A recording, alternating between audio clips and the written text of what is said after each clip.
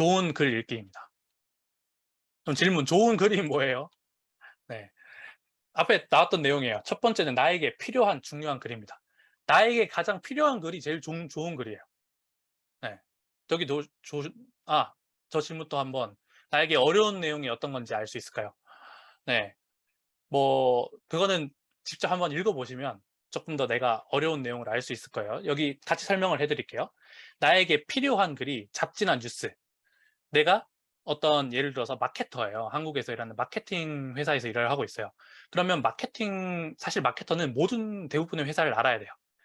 뭐 그러면 좀 더 좁혀서 얘기하면, 내가 다니고 있는 회사와 비슷한 일을 하는 회사들이 나온 뉴스, 이런 것들을 읽으면서 공부를 해야 되는데, 이런 거 읽을 때 이제 조금 더 머리가 아프면 조금 어려운 글이겠죠.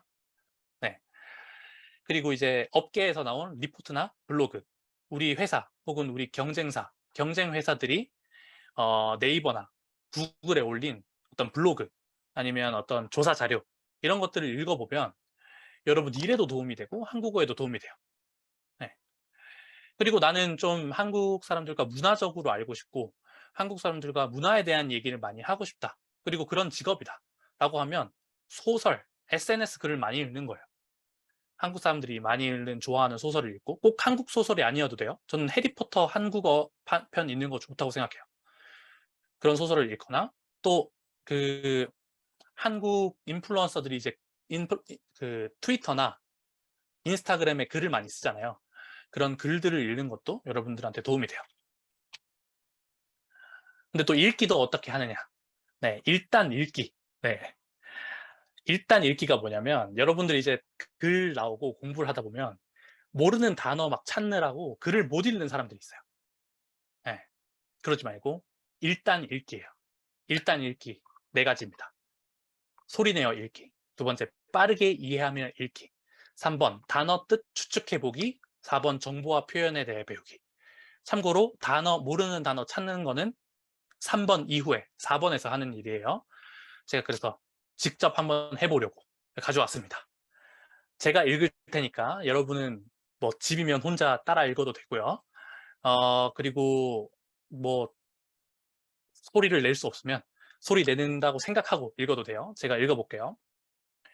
한국에 있는 청소년 16,500명을 대상으로 성교육이 도움되지 않는 이유를 조사한 결과, 학년별 성교육 내용이 별로 다르지 않다, 교재가 재미없다, 기타로 집계됐다, 이외에도 성교육 교사가 전문적이지 않다, 성교육 시간이 부족하다로 나타났다.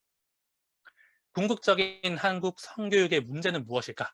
첫째, 학생들이 어차피 다 아는 내용이라고 생각하는 내용을 가르치는 것이다.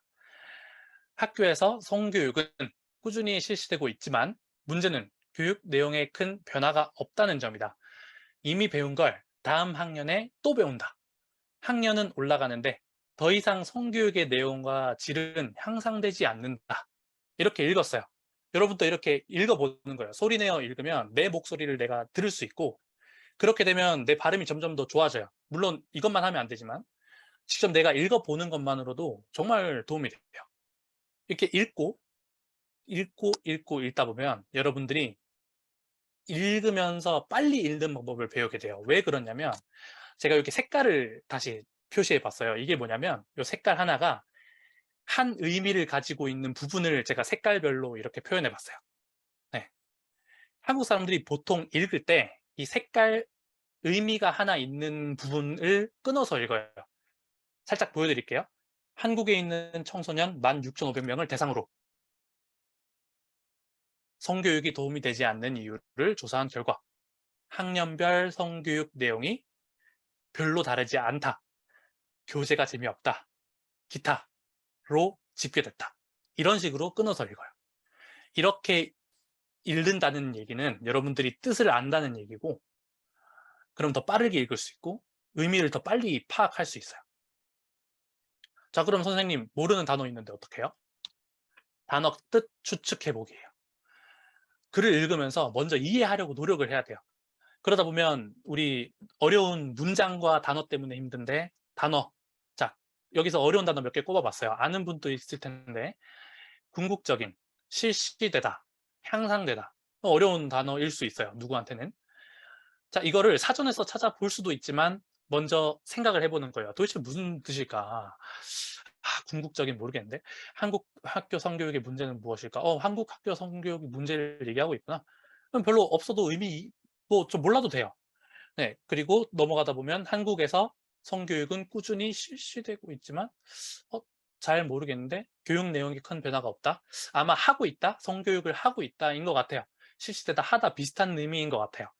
그다음에 학년은 올라가는데 성교육의 내용과 질은 향상되지 않는다. 잘 모르겠지만 지금 성교육 문제다라고 하고 있으니까 좋아지지 않는다, 좋아지다, 향상되다, 좋아지다, 비슷한가 보다 이렇게 생각하게 돼요. 여러분들이 이거를 연습하다 보면 그 글을 읽으면서 모르는 단어가 나와도 겁이 먹지 않아요. 무섭지 않아요. 네, 자꾸 사전을 찾아보는 게 습관이 되면 무서워요. 모르는 단어 보면 너무 무서워요. 그런데 이렇게 생각하다 보면 단어를 무시하거나 혹은 생각하는, 추측하는 그런 능력이 생기게 돼요. 이해되셨나요? 네. 실제로 궁극적인 몰라도 글 읽는데 아무 문제 없어요. 네. 뭐 지금 알면 좋아요. 궁극적인이라고 하면은 그 가장 큰 뭐 이렇게 생각할 수 있거든요. 그런 뜻이 있거든요. 뭐 근데 그거 몰라도 이 글을 읽고 정보를 이해하는 데 문제가 없잖아요. 여러분들이 대학원에 가서 논문을 읽었어요. 정보가 중요한 거지 저런 단어 하나가 중요한 게 아니에요. 네. 뒤에 실시되다도 하다. 어떤 정책을 교육이나 정책을 하다. 그리고 질이 향상되도 실제로 좋아지다라는 뜻이거든요. 뭐 추측한 대로 다 맞출 수 있어요. 그 실력을 키우는 게 여러분들이 지금부터 하는 일이 해야 되는 일이에요. 자, 그리고 정보와 표현 배우는 거. 이것도 이제 살짝 빠르게 읽어보겠습니다. 우리 시대의 가짜 뉴스는 꼬투리 잡기식 뉴스라고도 설명이 된다. 저 꼬투리 잡기식 뉴스라는 단어는 저도 이 글 읽기 교재를 만들면서 처음 들어본 단어예요. 프랑스의 작가 알랭드 보통은 책 뉴스의 시대에서 꼬투리 잡기식 뉴스에 대해 다음과 같이 설명한다.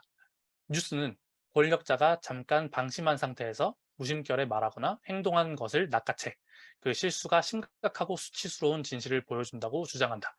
꼬투리 잡기식 뉴스는 더 나은 정치 혹은 정부를 만들 수 있다고 믿기 때문에 이루어지는 게 아니다. 실제로 현재 한국의 언론들은 정치인의 실수를 과장하여 보도하는 꼬투리 잡기식 뉴스를 아주 많이 만들어내고 있다. 이 글이 조금 어려운데 여러분들이 알 수 있는 정보, 지금 뭔가 느낌을 잡을 수 있는 정보, 꼬투리 잡기 뉴스는 좋은 뉴스인가요? 나쁜 뉴스인가요? 네. 뭔가 좋지 않은 뉴스에 대해서 꼬투리 잡기 뉴스라고 얘기한다는 건 알 수 있어요. 네. 그것만으로 해도 여러분들이 어떤 정보를 배운 거예요. 네. 그러다 보면 나중에 궁금해져요. 꼬투리 잡기가 뭐지?